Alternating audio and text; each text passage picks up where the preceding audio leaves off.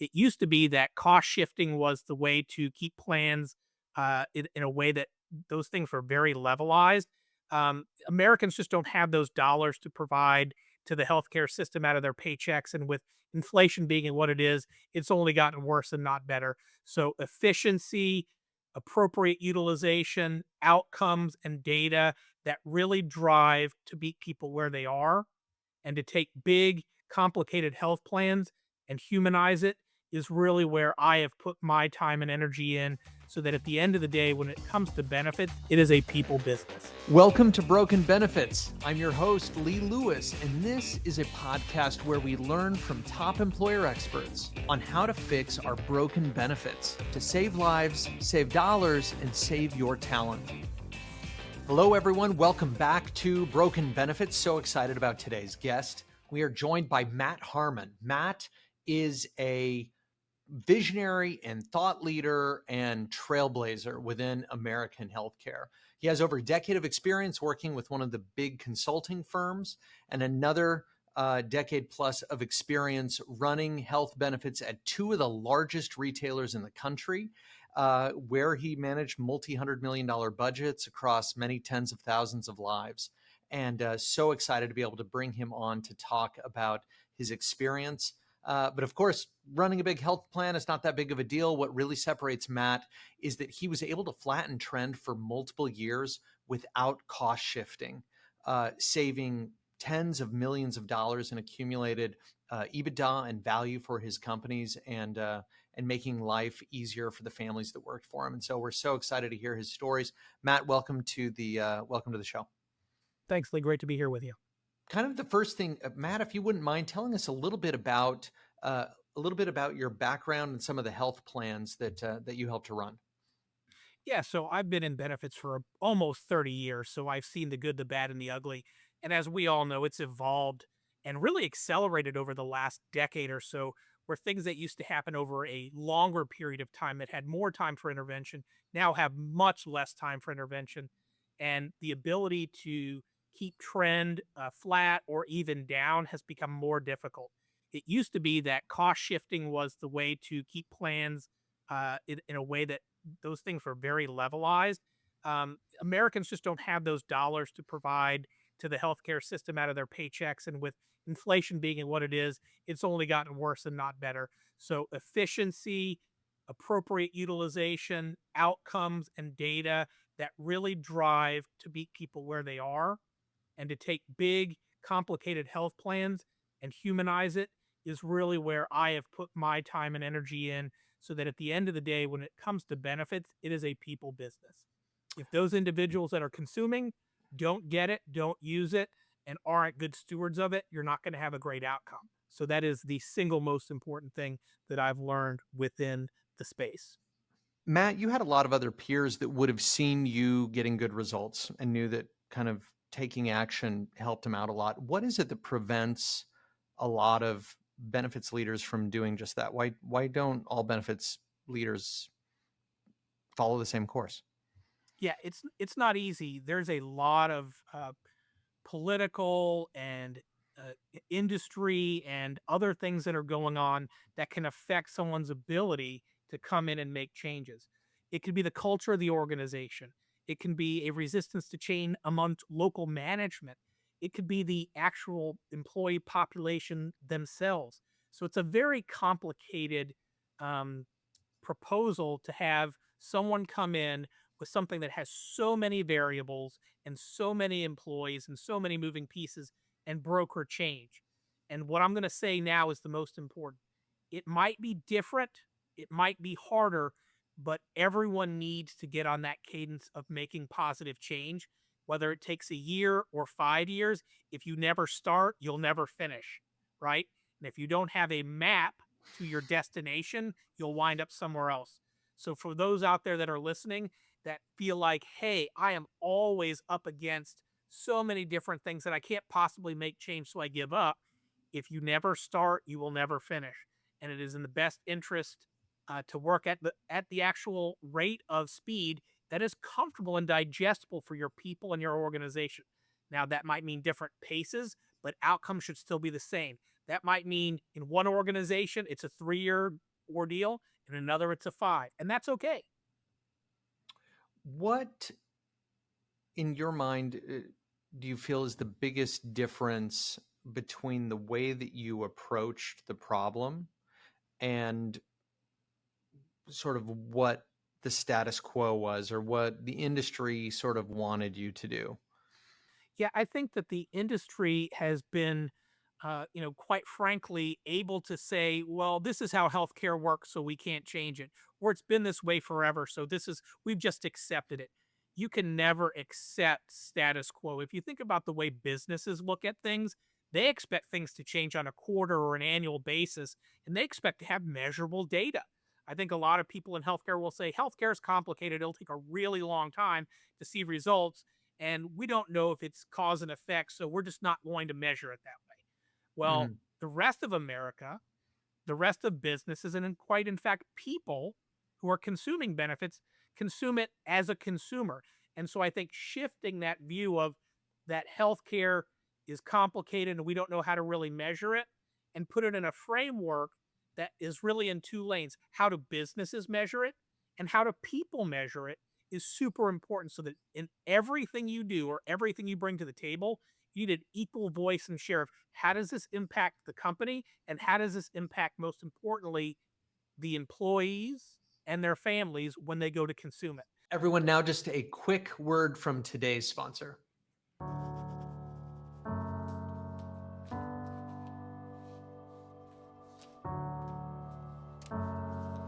Hey, Dad, have you seen my PlayStation? People who work for companies just like yours are desperate for any way to pay their medical debt. Support your employees by giving them 100% medical coverage with Catalyze Health. Could you give kind of an example of how you were able to do something that was outside the norm or outside the status quo, where there wasn't a lot of, there, it wasn't just following a ton of others who had gone before, but you were doing something new and different? How did you do that without it causing problems at your organization? Yeah, so just where people get stuff and how they connect to it. A lot of times, everyone wants to use a big name or a health plan or an administrator that everybody knows. And quite frankly, some of those processes are choppy, and we've accepted them as good as it gets. And that's Right. not good enough for the average American consumer. So, one of the things I did differently was really look at how do we put the employee experience first, something that people want to consume in their lives, that instead of putting their life into our benefits, how do we put our benefits into their lives? And Mm, so as they're consuming it every day, like when they're looking at a paycheck or requesting time off or changing their address, how do we engage them there with the most important information at that time so that when they consume it, they get a sense of trust that here's where I go for this. And that eventually we've trained them that the ability to get to that stuff isn't as hard as it used to be. This is doable. If you think about people and how they talk about benefits, they always say how uber complicated it is and how chunky it is and how hard it is to find stuff and how easy it is to get derailed. So I right. think having that very simplistic view of the ability to consume it like any other consumer consumes goods or services is super important because that's what everybody knows. That's what Right. everybody intuitively can consume versus the way that we've traditionally delivered it, which is abhorred, to be honest. And I think we all know it, but we've accepted that. And I think what I'm telling you and what I've done personally is don't accept that status quo. Peter Drucker says there's nothing worse than improving something that shouldn't be done at all. And I feel like we do that all the time in our health plans uh, of just assuming that everybody that we're covered is in the right place and that we have all the right, folks on the health plan. And you made, I think, more of an impact in my thinking than anybody else I've met in this area, where you you found ways to help people get covered in areas that benefited them, that they qualified for, that weren't even necessarily under the health plans that you had, and you made it easy and available for people to get there. Would you mind just telling us a little bit of the story of how you came into this strategy and how it worked. Yeah, so I think the tenet of it is everybody deserves healthcare. Everybody deserves the ability to manage their health, but it doesn't necessarily mean it's all in the same place or with the same plan or even with the employer program. There's many very different versions. As an example, specifically speaking, when we think about those that are very low income earners that might not be able to afford on some of these programs, there are state Medicaid programs, there are national programs that they can take advantage of, but they simply don't know how to fill out the application or that it even exists.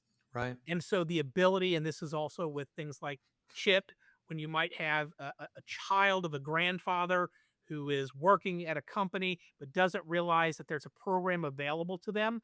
And so it doesn't create the most efficient use of resources.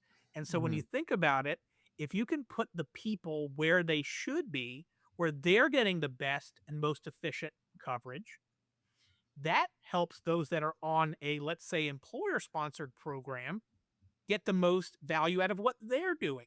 If they're quote unquote subsidizing a group that is inefficient and maybe shouldn't be on the program, then they're paying too much, or you, as an employee of that company, are paying too much. And when it comes to healthcare, we know that cost shifting doesn't work. Nobody has the dollars in this economy for more. So there's Right. really efficiency, outcomes, and getting people to the appropriate site of care. And there's no more appropriate site of care than putting them in the right program to begin with, right? So I think as you think about that, Lee, and as I would encourage others that think about it, is the first step in your operation should be figuring out where is the best place for that individual to obtain coverage, and are there barriers to entry in getting that coverage? That's great. So to be prescriptive about it, we are all insuring people on our plans today, and many of those people are more entry level wage. And there are tons of additional program opportunities that some of these people will qualify for, that might be better than what we're offering. And so the strategy as an employer would be to try and make it easy and accessible for these people to enroll wherever is best for their family, whether it's in your health plans or not. And that would be during open enrollment. That would be pretty much all the time, because if you think about it, some of Okay. these other things have special enrollment periods, they have different annual enrollment periods. But I think what we have the opportunity to do ongoing is educate people Hmm. from the time that they're a new hire to the time that they make choices throughout the year, what those opportunities are and why they should consider them. At the end of the day, it's their decision about what is the best for them and their families.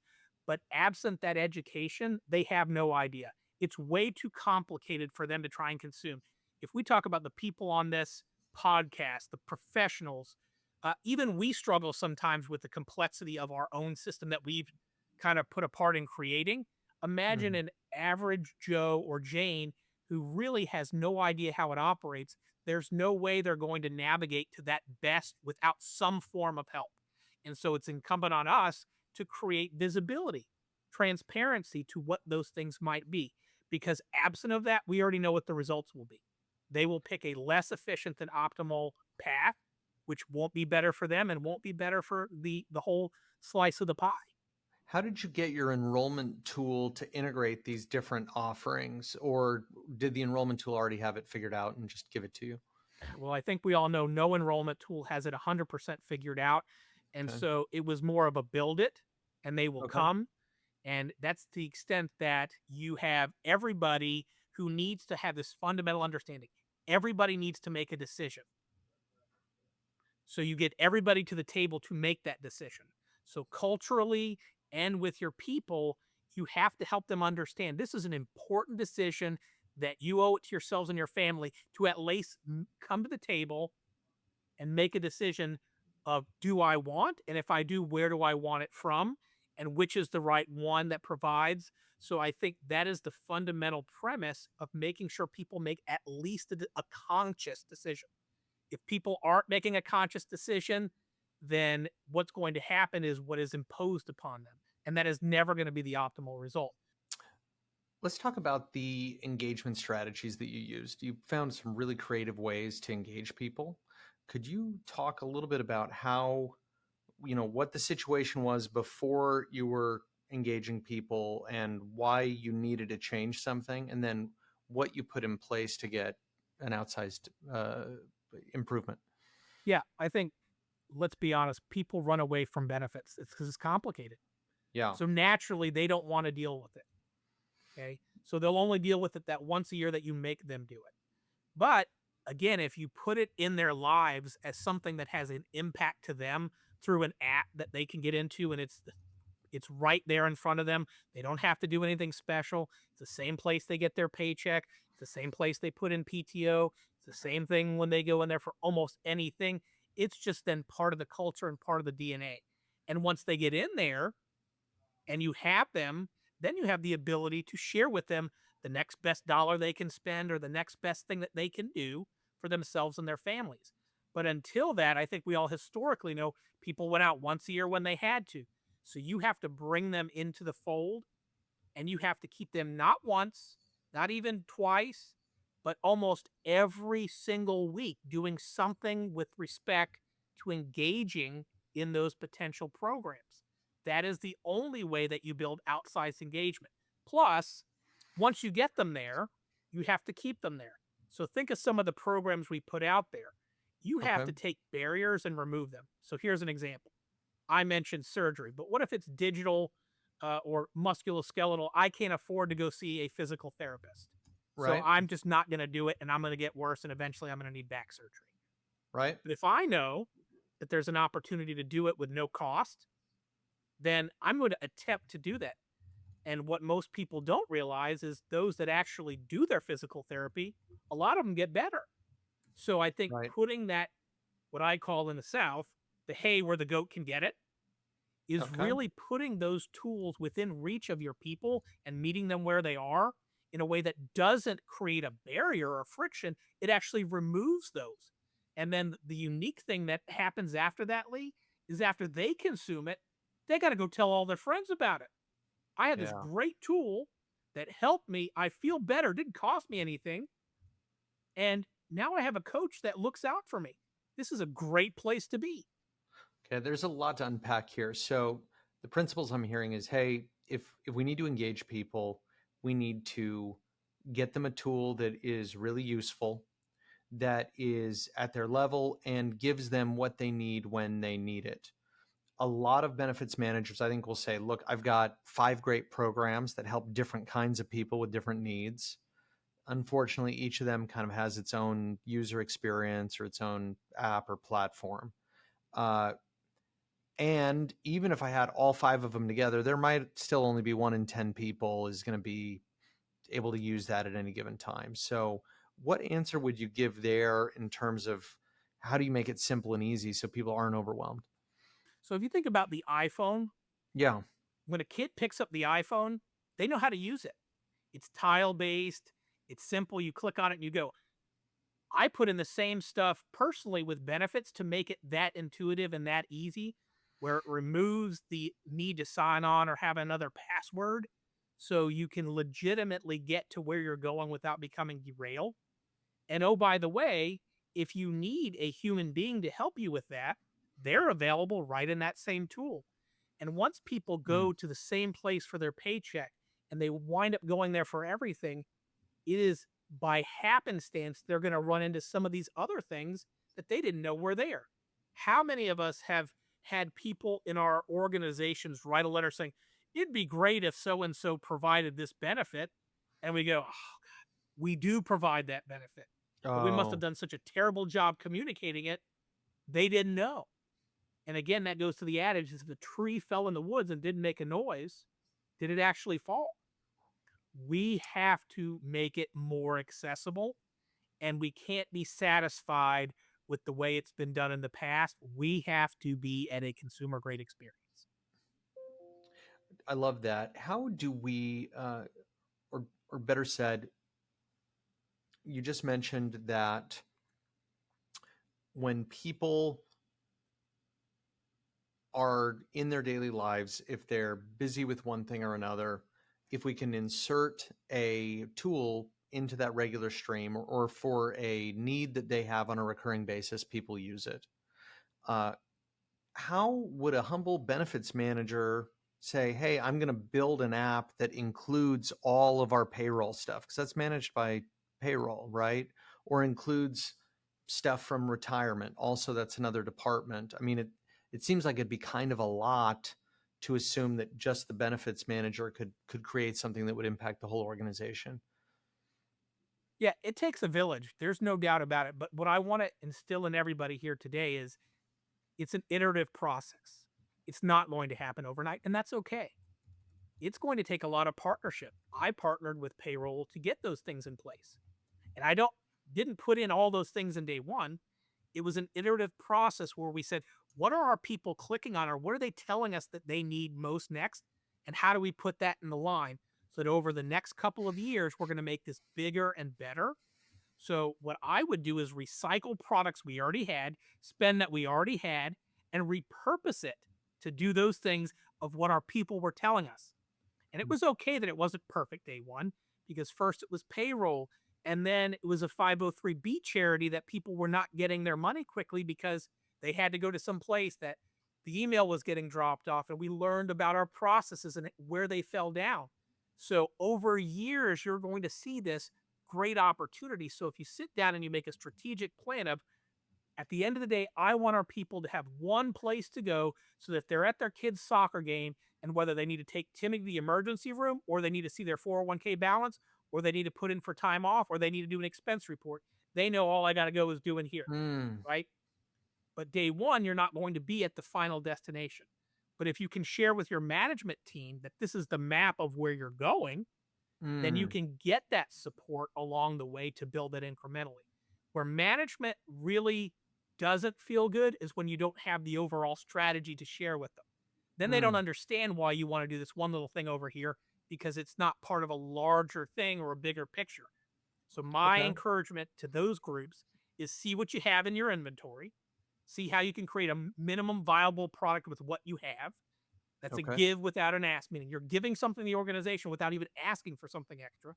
Okay. Build that minimum viable with your own sweat and equity, put it together, and then show the value of what you've just done. And that will entitle you to ask for the next thing that you might need, which may or may not require an investment. I love that. What was the biggest risk that you took that paid off when you were running health plans? Yeah, so when you're running a large organization or a large health plan, typically you use these very large um, vendor partners or providers, because it's a name that's out there that everybody knows. And how could you go wrong using XYZ company? Well, Right. the problem with XYZ company is they're legacy platforms that are the reason that these things don't work the way, because no one has pushed the envelope for them to work differently. So, by definition, going with one of those standard XYZ companies is like the definition of insanity, that it doesn't provide all these things that we want. It doesn't mean that that can't be a building block. It certainly can be. But probably the biggest risk I took is saying, well, let me find a partner that might not be the big named XYZ company, but it is the right company that has all the right recipe to grow with me and to help me build the product that my people need over time, not the product that they want to sell, but the product that my people will need that will grow with them and with the organization, and start there. So that's a risky thing for any benefits manager, because someone might say, well, why didn't you go with big name XYZ? Why did Right. you go with small name? Well, it's just like buying a boat versus the Titanic. The Titanic is not going to steer very quickly. I think we all know that, right? A smaller, more nimble ski boat will be able to do that. However, not Yeah. everybody might know what kind of ski boat that is, and why are we in a ski boat? We're this huge organization. So I think there's a balance of those types of things where there is going to be a need to do things differently. And sometimes that comes with risk. And how do How, you mitigate that risk? how would you, yeah, I was going to say, how do you de-risk when you're working with a smaller vendor? Because you're right, big vendors that have been around a long time are probably as much part of the problem as they ever would be part of the solution, because they're part of the industry. New vendors are going to offer more transformational options, but they're higher risk. They might run out of money or they might go bankrupt, and we've seen that happen before. How did you de-risk it whenever you were working with a smaller vendor? Yeah, the same way that NASA does it, Lee. It doesn't mean that you have to give up the current process. That might be your backup process as you build on top of it. You might have multiple ways to get to things while you're testing it and making sure that that way works and will continue to work and is stable and has no problems. Meaning, if you offer this great avenue to get stuff and for whatever reason it were to go down, it's not the only way that your organization can service these individuals. Worst case scenario, you revert back to similarly what you might have, right? Okay. So you're building on that, but you always have a backup plan so that if there's an issue with it, or even if it's down for the day, you always have a second way to do it and a way to communicate that. And you think about that in advance, just like Hmm. anybody would have a contingency plan for their business software package in their organization. If it goes down, uh, transactions in your business can't go down, can they? There has to be a way to do it. Now, everybody likes the new point of sale service thing that's touch screen and the customer can look at it and it spits out the receipt, but you can still do the credit card slide thing if you have to. That's the concept of build upon that, but make sure you're not in a situation where if something is not 100% perfect, even if it's for a temporary period of time or over a cutover, that you don't still have all the same ways that are equally as good or better than what you came from. The bigger crime is just keeping the old stuff, and then that goes down and you have no backup versus Hmm. building the new that's much more efficient. And if for whatever reason there's small periods of blackout or downtime, you have all the same old ways that you can get to people.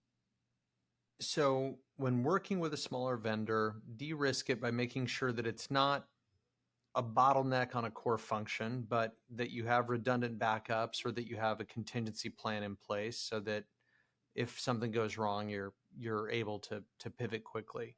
Is that about right? 100%. And what that Okay. may come with, Lee, quite frankly, is it may appear a little redundant. Well, I can get here from here or here. Which is it? Well, that's by design. Hmm. Just so that in the event that something happens, you would never want to have in a major city only one thoroughfare with no backup roads. A city Right. wouldn't do that. A county wouldn't do that. If you have an airline, they don't have just one plane to fly, they bring another one over. So I think it's really important to think about this stuff logistically because it is important. Things happen. This is not a perfect science. We all know that. And it's about how you respond and how you take care of your people when things do go bump in the night. What gets measured gets managed.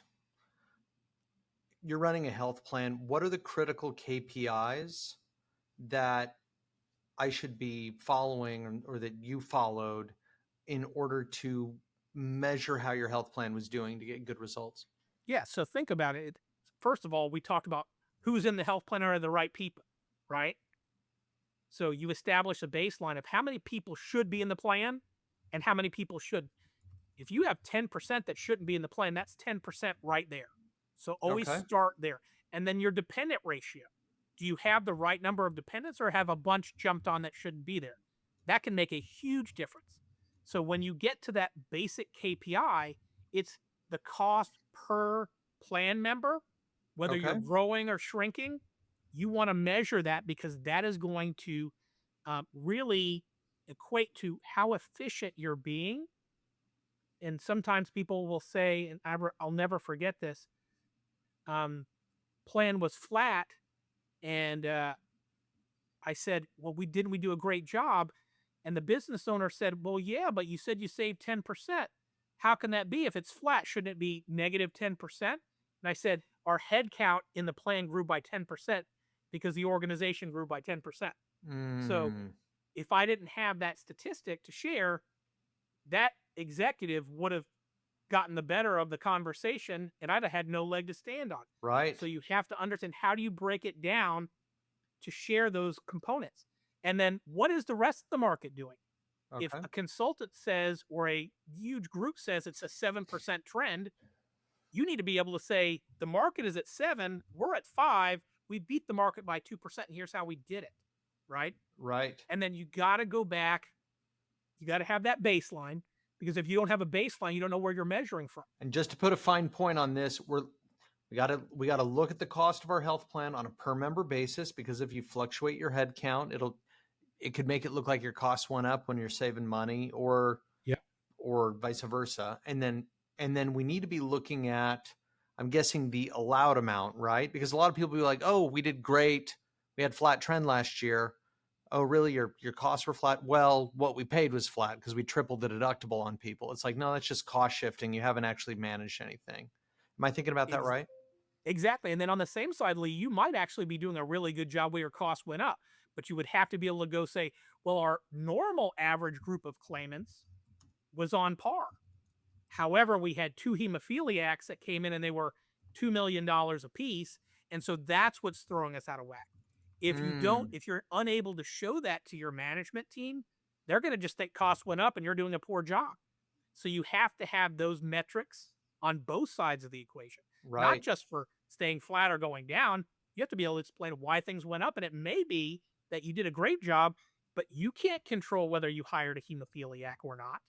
right. The ability to articulate that puts you in a very different conversation with your management. Similarly, back to your engagement component, and Yeah. I'll stay on the hemophiliac just because it's clear and everybody knows that it can be very expensive. If you only engage 5 people, a management group might say, well, that's terrible. We should get rid of this program. But if your program is managing hemophiliac utilization of drug spend on benefits and you save $800,000 per person, you just did a great thing by engaging 5 people. Without that Mm, barometer or context, this is the important part. People in the business world don't necessarily understand anything can be important if you put the right barometer on it. As an example, a lot of times in some of these programs, we'll say we got 10% engagement, and management will go, that's terrible. How come not 100%? Well, industry standards 5%. We've doubled that. Here's how we did it, and here's the yeah. dollars it's worth. If we wanted 20%, here's what we have to do to go get. So without that barometer, business is looking at it as a failure when it might be a wild success. So you have to be able to translate what I call benefits ease into USDs. That's the most common way to translate Makes because sense. everybody understands the dollar. No, I love that. What, how do we design benefits that people love? We listen to them, Lee. We've, for so many years, thought we know better than our consumers. And the reality is, we might know better in a perfect world, but in the valley of the real, in the real life environment where someone's making a choice, they may have a way better way of interpreting that than we do because we're living in this world of perfection that doesn't really exist, whereas Right. they're living in everyday real life. So I think we have to talk to our people, have listening sessions, survey and understand, see if people are taking and keeping those benefits, running benefits indices to understand the value they're getting from that particular investment. And at the end of the day, it's just like any other business investment. For the dollars we've invested in it, are we getting a return? And is that return 1 for 1, 5 for 1, 0 for 1? And it may come down to we're getting more return off of something we're spending less on. Let's revert those dollars to that program. Okay. So it really comes down to something that's sustainable too. Everyone, now just a quick word from today's sponsor. The Lockbox is a place where all of our customers' healthcare benefits data is brought together into a single location that allows us to then extract insight and have repeatable value built on top of it. There's so many different pieces of information that are floating around out there that it can be hard to know what's the important elements to pay attention to and what's the underlying noise that's in the data. So what I think we do that's really critical is we help bring our expertise and our experience in modeling to help our customers understand where the real value is that enables them to make the best decision for their member population that they support. For the first time, there's a commonly understood, centrally located data model that all of your different data sources can live and that you are able to trust the quality of, to trust the security of, and ultimately to trust the insights that you're going to get out of the data that you have.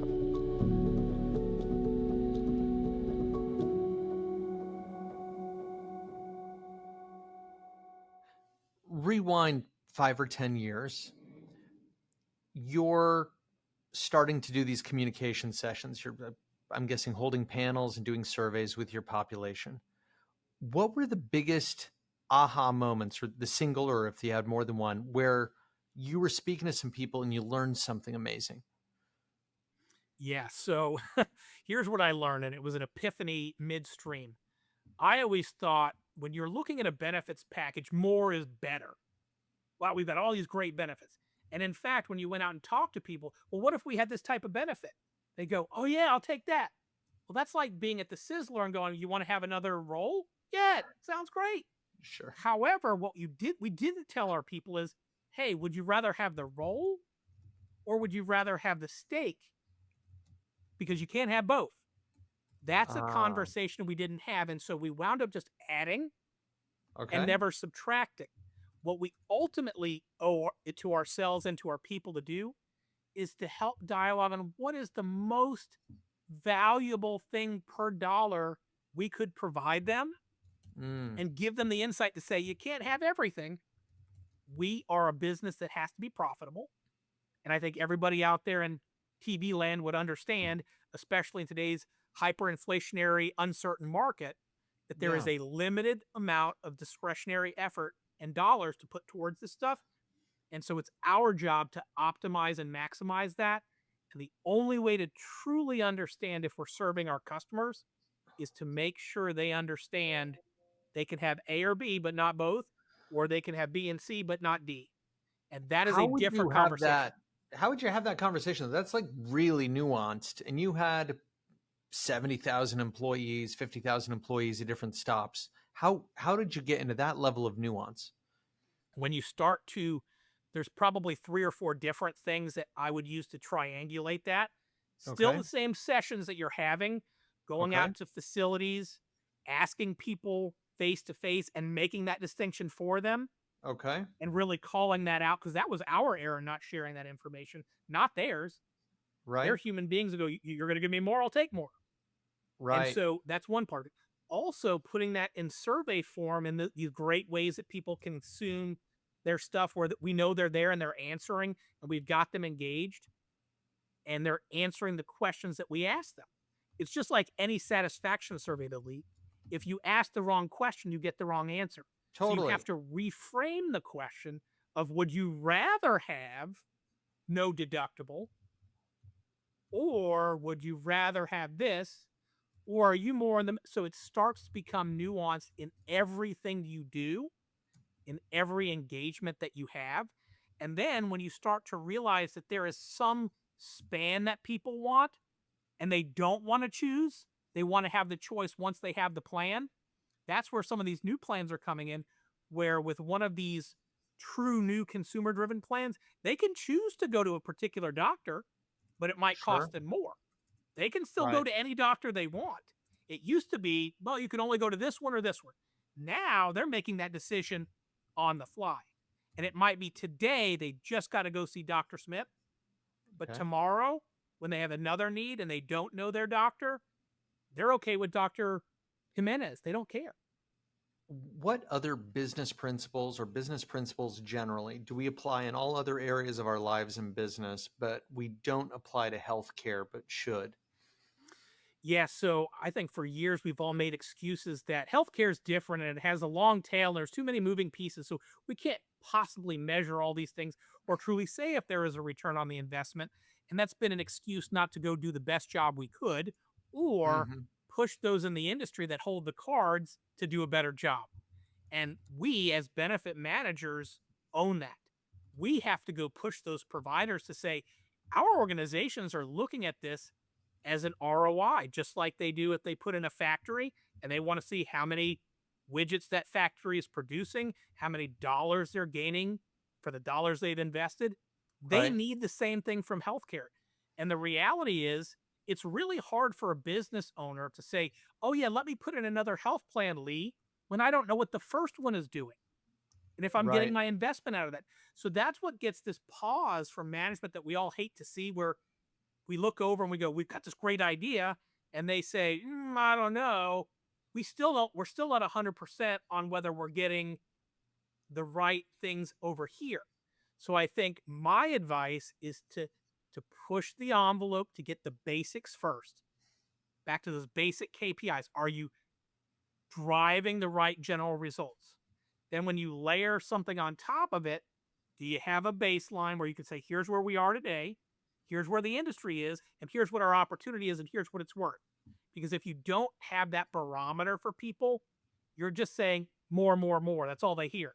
How do we get our carriers to do things they don't want to do? Yeah, so really tough one because they're making business decisions for different reasons. And sometimes Yep. we don't understand the reasons they're making those decisions. So what I have found is most effective, and I call vendors partners for a very specific reason. If they're a partner that ensues that we're going to have some sort of long-term relationship, and therefore we want it to be sustainable, nobody likes to go change partners or vendors. It's a lot of work. So in order to make that a long-term viable product, we have to also make sure they're successful and that the ecosystem is going to be uh, working together in a sustainable way. And so that might mean, hey, health plan, you're doing it this way. Why are you doing it that way? Because you need to go do X, Y, Z. Well, I appreciate that because you're really after X. So Mm, let me tell you how we might be able to get you X. It looks differently than the way you're asking for it because you're actually forcing us to do something we don't want to do. We'd be more than right. happy to give you X, but we have to do it this way. And so, in order to break down those barriers, because every organization is doing what in their silo they feel they need to do, whether it's to grow revenue or protect risk. Um, but if you start to get together and say, and bring the payers together with the administrators, together with the employers, and you all say, what's broken? And I had a session that was very eye opening of a group in Washington, D.C., and it was really about what do we do about quality? Everybody Mm, defines quality differently. So somebody over here says they're doing a great job. Somebody over here says it's a terrible job. The outcomes aren't lining up with that because there's three different ways of doing it. So that's a mm. great example of how do we come together as a collective and define quality in a way that we all agree makes sense.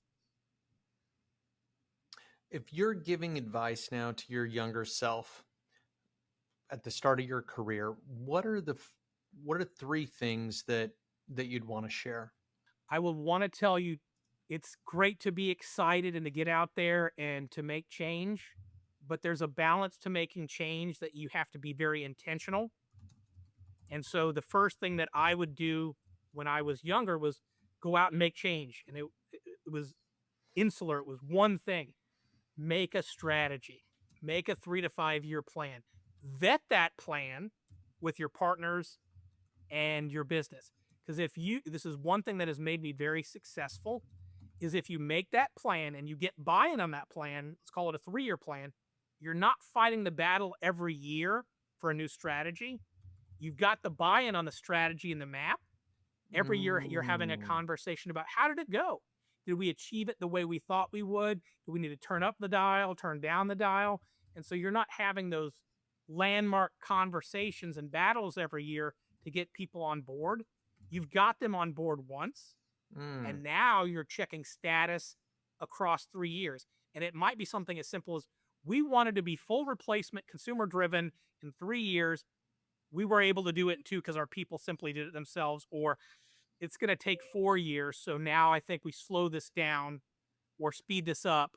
And so I think it's really saying, where do we want to be and get everybody's agreement that we want to be there instead of fighting each battle. We're saying, here's what the war looks like. Here's what each of the battles might look like.